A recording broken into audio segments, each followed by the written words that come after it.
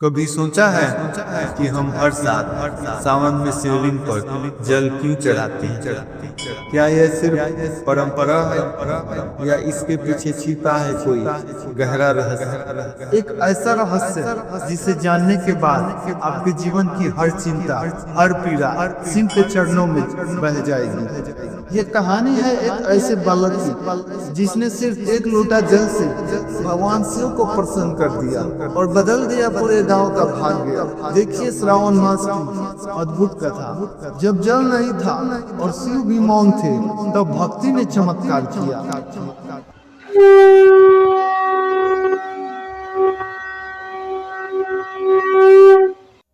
प्राचीन भारत का एक गांव का नाम ब्रतपुर था। गांव छोटा था मगर वहां की परंपराएं बहुत बड़ी थी। यहाँ हर सावन मास में पूरा गांव जगता था, नर्तन होता था, भजन कीर्तन गूंजते थे और शिव मंदिर की सीढ़ियों पर हर किसी के हाथ में लोटा होता था, जल से भरा हुआ। लेकिन उसी गांव में एक गरीब ब्राह्मण रहता था जिसका नाम था हरिहर। उसकी पत्नी का नाम था सुदीक्षा और उनका एक बेटा था ब्रजेश।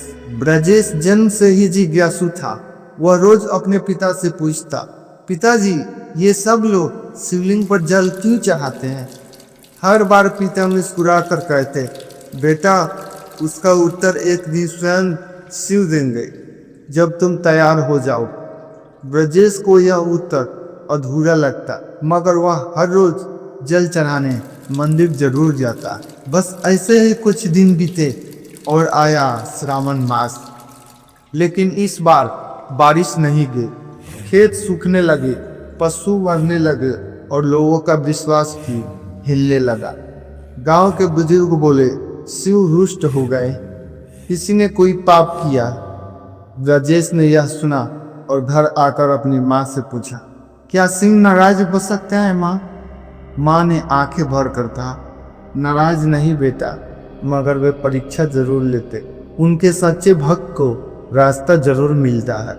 उसके अगली सुबह ब्रजेश एक पीतल का लोटा लेकर गांव के बाहर स्थित सूख चुके कुएं पर गया।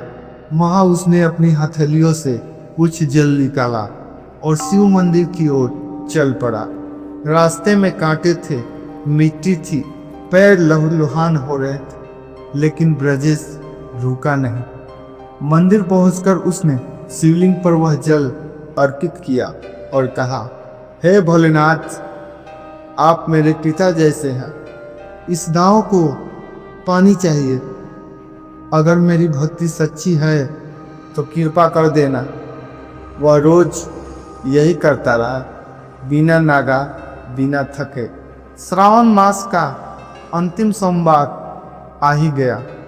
ब्रजेश ने उस दिन भी जल चढ़ाया और शिवलिंग के सामने बैठकर रो पड़ा। आपने मेरी बात नहीं सुनी बाबा। सब कह रहे हैं सिंह तो पत्थर है। तभी मंदिर के गर्भगृह से गर्भदीप अपने आप पर ज्वलित हो गई। घंटियां बज उठी और शिवलिंग से एक तेज प्रकाश निकला। ब्रजेश की आंखें चौका चौंध हो गई।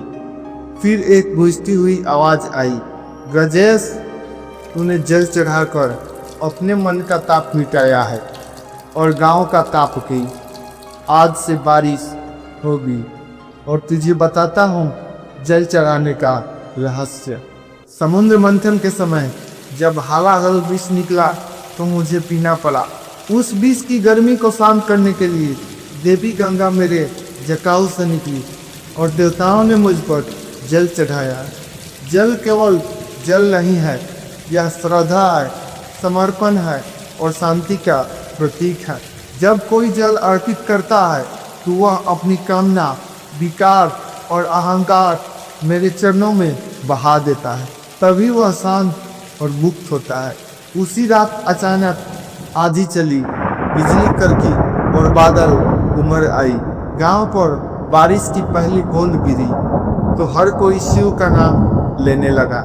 खेतों में हरियाली लौट आई और गांव वालों ने उस दिन को जल अभिषेक महापर्व का नाम दे दिया।